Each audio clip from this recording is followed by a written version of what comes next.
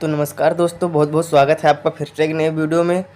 तो दोस्तों, जैसा कि आप लोगों को पता था कि मैं आप लोगों के लिए बैक टू बैक क्लासेस लेकर आता रहता था, लेकिन अभी फ़िलहाल कुछ दिनों से मेरे यूट्यूब चैनल में कुछ प्रॉब्लम आ गई थी। इसके लिए मैं वीडियो नहीं बना पाया था और अपलोड भी नहीं कर सका था। तो इसके लिए क्षमा चाहते हैं दोस्तों। कुछ वीडियो मैंने बना रखे थे ऑलरेडी, लेकिन अपलोड ना होने की वजह से उसको भी वैसे ही रहने दिया। अब नेक्स्ट क्लास स्टार्ट होने वाली है बहुत ही जल्द। तो आज हम बात करेंगे कि ज्योग्राफी यानी कि भूगोल का सिलेबस, जो कि बीए सेकंड सेमेस्टर वालों के लिए है, जो भी जिनकी भी परीक्षा बहुत जल्द स्टार्ट होने वाली है या चल रही है। तो उनके लिए हम सबसे पहले सिलेबस की बात करेंगे कि हमको क्या क्या पढ़ना रहेगा बीए सेकंड सेमेस्टर में। तो सेकंड सेमेस्टर का जो हमारा नाम है भूगोल का, जैसे कि हमने फर्स्ट सेमेस्टर में पढ़ा था कि फिजिकल ज्योग्राफी यानी कि भौतिक भूगोल, तो इस बार हम पढ़ने वाले हैं ह्यूमन ज्योग्राफी यानी कि मानव भूगोल। तो मानव भूगोल के अंतर्गत हमें क्या क्या पढ़ना है और क्या किस किस तरीके से क्वेश्चन आने वाले हैं, उस सब पर मैं चर्चा करूंगा। तो उससे पहले आप लोगों की छोटी सी रिक्वेस्ट है कि आप लोगों ने अभी तक वीडियो को लाइक नहीं किया है तो वीडियो को लाइक कर दें, चैनल पर नए हैं चैनल को सब्सक्राइब करके बेल नोटिफिकेशन कॉल पर ज़रूर प्रेस कर दें, क्योंकि आप लोगों की वजह से ही हम लोगों को मोटिवेशन मिलता है। यदि आप लोग अच्छा अच्छा कमेंट करते हैं, आप लोगों को अच्छी अच्छी जानकारी मिलती है, तो हम लोगों को थोड़ा मोटिवेशन मिलता है। तो जैसा कि जिन लोगों को नहीं पता हो उन लोगों को मैं बता दूं, मेरा नाम है अखिलेश कुमार और मैं बहराइच ज़िले का रहने वाला हूं। मैं भी एक बीए का ही स्टूडेंट हूं।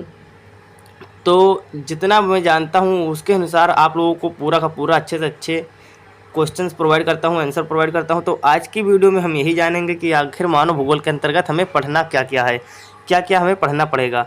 तो चलिए बिना देरी किए हम लोग अपने वीडियो को स्टार्ट करते हैं। तो चलिए देखते हैं सबसे पहले हमें क्या पढ़ना है। तो मानव भूगोल के अंतर्गत हमें जो पहला हमारा यूनिट है, यानी कि जो पहला चैप्टर हमें पढ़ना रहेगा वो है हमारा मानव भूगोल, यानी कि मानव भूगोल ही हमें पढ़ना रहेगा, पहला चैप्टर है। तो मानव भूगोल के अंतर्गत हमें क्या क्या पढ़ना रहेगा। तो मानव भूगोल के अंतर्गत हमें मानव भूगोल की अवधारणा, उसकी प्रकृति क्या है, मानव भूगोल का अर्थ क्या है और उसके विषय क्षेत्र क्या क्या है। तो मानव भूगोल के अंतर्गत जो हमारा फर्स्ट यूनिट है, ये हमारा फर्स्ट यूनिट है। तो इसके अंतर्गत हमें क्या क्या पढ़ना है। तो क्या पढ़ना है, मानव भूगोल की अवधारणा, उसकी प्रकृति क्या क्या होती है और उसका अर्थ क्या है और उसके विषय क्षेत्र क्या है। तो इसके बारे में हम चर्चा करेंगे। नेक्स्ट वीडियो हमारा आने वाला है बहुत ही जल्दी। आप लोगों ने जैसे थंबनेल में देखा होगा क्लास स्टार्टेड सून लिखा है, यानी कि बहुत ही जल्दी क्लासेस स्टार्ट होने वाली है और सभी सब्जेक्टों की होने वाली है। आप लोग जो भी दोस्त अगर फोर्थ सेमेस्टर में हैं या फिर पंचम सेमेस्टर में है, सिक्स सेमेस्टर में है, सभी की क्लासें बहुत जल्दी स्टार्ट होने वाली है। तो सबको शेयर कर दीजिएगा और जल्दी से जल्दी चैनल को सब्सक्राइब कर लेना। फिर देखते हैं कि हमारा सेकंड चैप्टर क्या है, यानी कि सेकंड यूनिट क्या है, मानव पर्यावरण संबंध। यानी कि मानव पर्यावरण संबंध में हमें क्या क्या पढ़ना रहेगा। तो मानव पर्यावरण संबंध में हमें नियतत्ववाद, संभावनावाद और नवनियतिवाद, भारतीय संस्कृति, पर्यावरण चेतना, ये सब हमें पढ़ना रहेगा। यानी कि क्या, नियतत्ववाद पढ़ना रहेगा। इसके अंतर्गत हमें संभावनावाद, यानी कि इसमें बहुत कुछ है जो कि हमें नई नई जानकारी देखने को मिलेगी। केवल ये भारतीय संस्कृति है जो थोड़ा हमें पुराना लगेगा।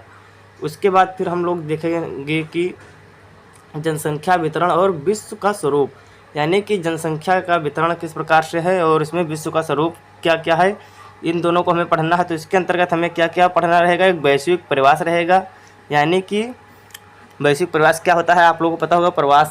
प्रवासन फर्स्ट सेमेस्टर या सेकंड सेमेस्टर में पढ़ा होगा आप लोगों ने। प्रवासन क्या होता है, यानी कि लोगों का अपना देश छोड़कर दूसरे देश में जाना प्रवास कहलाता है। तो वैश्विक प्रवास आखिर क्या है, इसके परिणाम के कारण इसके कारण और परिणाम क्या है वैश्विक प्रवास का। फिर क्या है, अवधारणा, यानी जनसंख्या वितरण की अवधारणा क्या है। अधिक जनसंख्या, कम जनसंख्या तथा इष्टतम जनसंख्या, इन सब के बारे में हमें पूरा डिटेल से पढ़ना रहेगा। तो ये हमारा तीसरा यूनिट ख़त्म हुआ। और फिर बात करते हैं हम चौथे यूनिट की। तो चौथे यूनिट में हम पढ़ेंगे मानव बस्तियाँ। मानव बस्तियों में बहुत सारी चीज़ें पढ़नी है हमें, जैसे कि उसकी उत्पत्ति कैसी होती है मानव बस्तियों की, उसके प्रकार कितने होते हैं, जैसे ग्रामीण होते हैं और शहरी होते हैं। तो ग्रामीण और शहरी दोनों प्रकार को हमें पढ़ना है। फिर उनकी विशेषताएं पढ़नी है, विशेषताओं के साथ साथ बस्तियों के प्रकार हमें पढ़ना है और उनका वितरण भारत के विशेष संदर्भ में पढ़ना है। तो इन सभी को हमें बहुत अच्छे तरीके से पढ़ना है। फिर आदिम अर्थशास्त्र पढ़ना है, जो यूनिट नंबर हमारा 5 है, यूनिट नंबर जो 5 है, यानी कि 5वां पाठ हमें क्या पढ़ना रहेगा, आदिम अर्थशास्त्र। यानी कि आदिम अर्थशास्त्र में हमें क्या क्या पढ़ना रहेगा, खाद्य संग्रहण, यानी कि भोजन संग्रहण, शिकार, पशुचारण, पशुपालन, मत्स्य पालन, लकड़ी काटना और आदिम कृषि। यानी कि इसके अंतर्गत हमारा जो व्यवसाय है या जो हमारी दिनचर्या है, आर्थिक स्थिति के बारे में हमें दर्शाएगा। आर्थिक कार्य जो होते हैं हमारे आर्थिक कर्तव्य, उसको हमें दर्शाएगा ये कि हमें क्या क्या कार्य करना है। फिर देखते हैं कि हमारा जो छठा यूनिट है, छठा यूनिट में हमें सांस्कृतिक क्षेत्र यानी कि सांस्कृतिक मिलन और जाति, इन सभी को पढ़ना रहेगा। सांस्कृतिक क्षेत्र, सांस्कृतिक जाति, सांस्कृतिक मिलन, ये सभी हमें पढ़ना रहेगा। तो ये बहुत ही अच्छा टॉपिक है, इससे बहुत ज़्यादा क्वेश्चन पूछे जाते हैं। और फिर नेक्स्ट यूनिट है हमारा विश्व जनजातियाँ।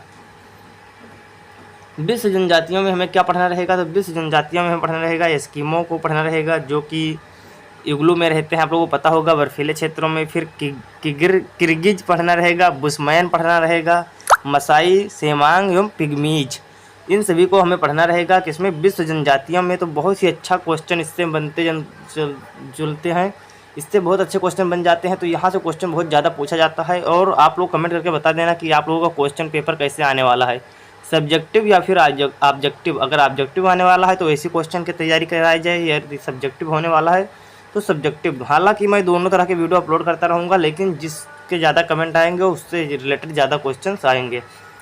फिर क्या है? भारतीय जनजातियाँ। पहले विश्व जनजातियाँ में पढ़ना है, फिर भारतीय जनजातियाँ। भारतीय जनजातियों के आधार पर कौन कौन पढ़ना रहेगा? टोडा, फिर क्या है? गद्दी, थारू, भील, गोंड, संथाल एवं नागा। जो कि गोंड और संथाल बहुत ज़्यादा प्रचलित, इससे बहुत ज़्यादा क्वेश्चन आएंगे, आप लोग इसका ज़्यादा तैयारी कर लेना, जो कि अधिकतर छत्तीसगढ़ और झारखंड में पाया जाता है। तो इन जनजातियों को आपको बहुत अच्छे तरीके से पढ़ना है। और ये जनजातियाँ भारत की प्रसिद्ध जनजातियाँ हैं, सर्वप्रसिद्ध जनजातियाँ। तो आई होप आप लोगों को पूरा सिलेबस समझ में आ गया होगा कि हमें क्या क्या पढ़ना है। तो नेक्स्ट क्लास आप लोगों का बहुत ही जल्दी अपलोड होने वाला है, तो उसका इंतज़ार कीजिए। और वीडियो को अभी तक अगर लाइक नहीं किया तो अगर ज़रा सा भी अच्छा लगा हो तो वीडियो को लाइक कर देना। चैनल पर नए होंगे तो चैनल को सब्सक्राइब कर देना, और एक प्यारा सा अपना कमेंट कर देना, अपने किसी दोस्त को शेयर कर देना जो भी अगर बीए की तैयारी कर रहा है। तो चलिए मिलते हैं नेक्स्ट वीडियो में, तब तक के लिए जय हिंद, जय भारत।